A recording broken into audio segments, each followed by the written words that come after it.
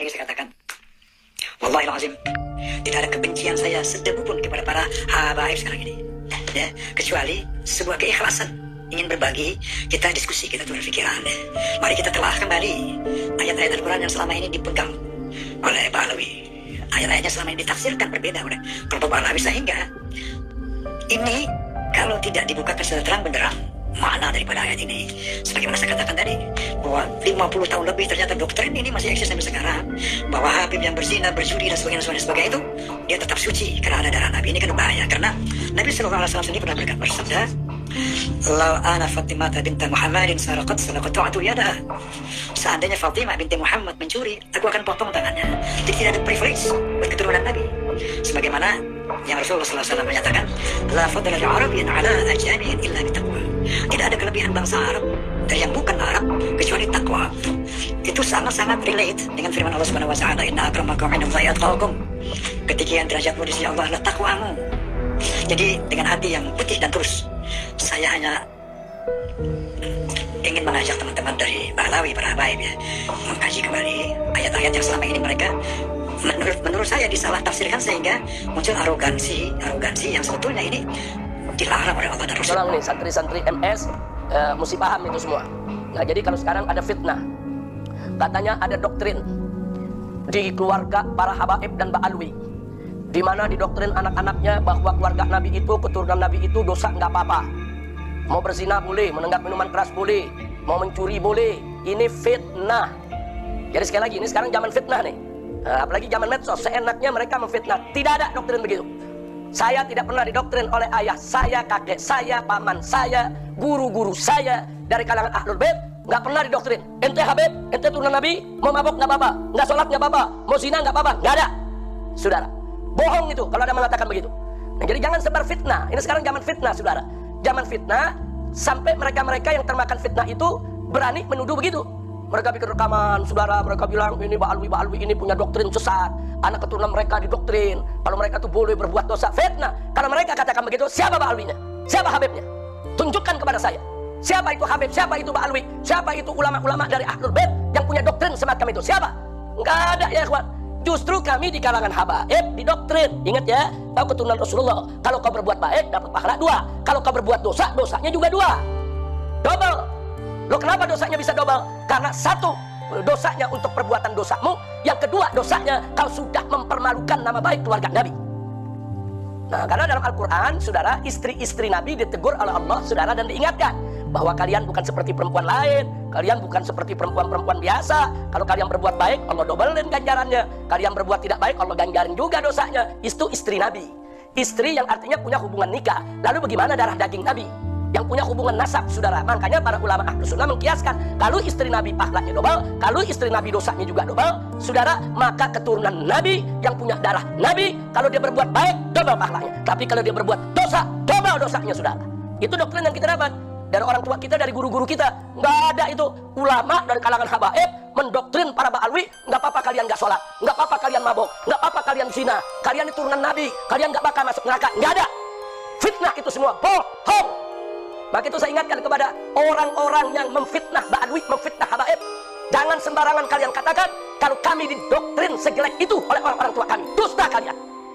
Nggak ada, ya ikhwah. Kalaupun ada oknum habaib yang bicara seperti itu habaib yang suka maksiat.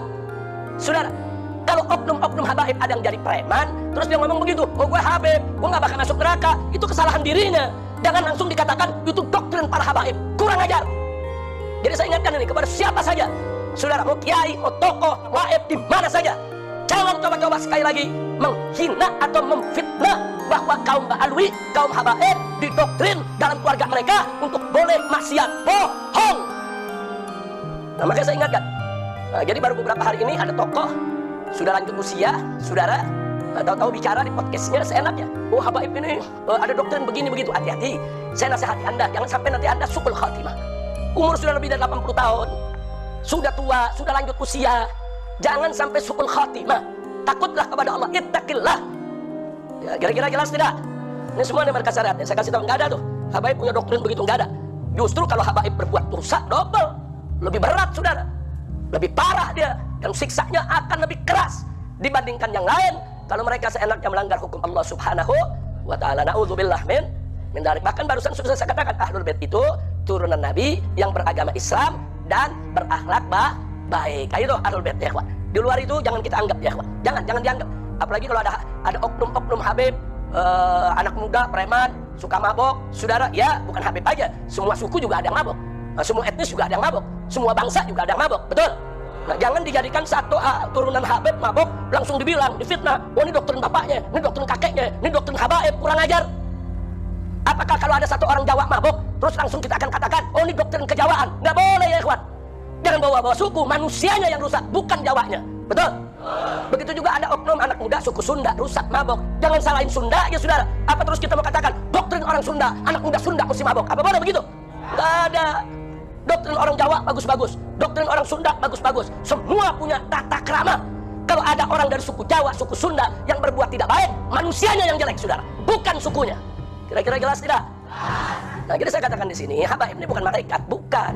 Habaib yang baik ada, yang tidak baik ada nggak? Ada. Habaib yang bagus ada, yang jelek ada. Habaib yang berbuat taat ada. Kalangan oknum habaib yang berbuat tidak baik juga ada. Tapi jangan langsung, kalau ada oknum habaib jelek langsung dituduh, wah ini doktrin kalangan habaib, mereka boleh maksiat. Siapa yang bilang habaibnya doktrin begitu? Jangan sembarangan memfitnah, jangan. Ini ada beberapa tokoh, saudara, sudah ketularan para begal nasab, saudara. Nah, mereka seenaknya bicara di podcast mereka. Hati-hati, ittaqillah, takutlah kau kepada Allah, jangan sampai engkau nanti su'ul khatimah karena benci dan memfitnah keluarga Nabi Muhammad sallallahu alaihi wasallam. Jadi jangan sebar fitnah. Kira-kira jelas tidak? Paham semua? Pendapat Ustadz Somad tentang Habib Rizik. Habib Rizik berilmu.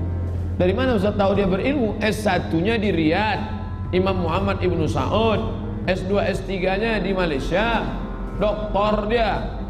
Kemudian berani luar biasa, sampai-sampai kata Habib di Yaman, 800 tahun sekali baru diturunkan Allah makhluk macam itu. Bukan kata saya, itu kata Habib dari Yaman. Banyak Habib-Habib berilmu, banyak Habib-Habib yang berilmu itu banyak. Habib-Habib yang warak, yang zuhud, yang lembut banyak. Tapi Habib yang berani dan berilmu, itu 800 tahun sekali baru diturunkan Allah Ta'ala. Itulah salah satunya. Luar biasa itu. Saya makan sama Ustaz Arifin Ilham. Semalam acaranya, pas malam itu tablik akbar subuhnya, paginya kami sarapan. Apa kata Ustaz Arifin Ilham? Ketika gas air mata itu disemburkan, semua orang kacau balau, dia seperti tak ada pengaruh apa-apa gas itu bagi dia.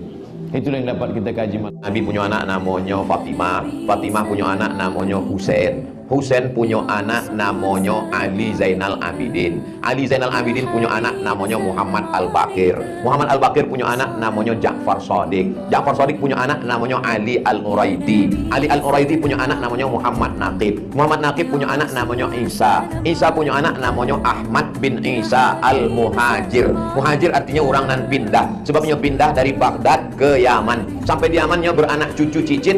Itulah lahir yang disebut dengan para habaib.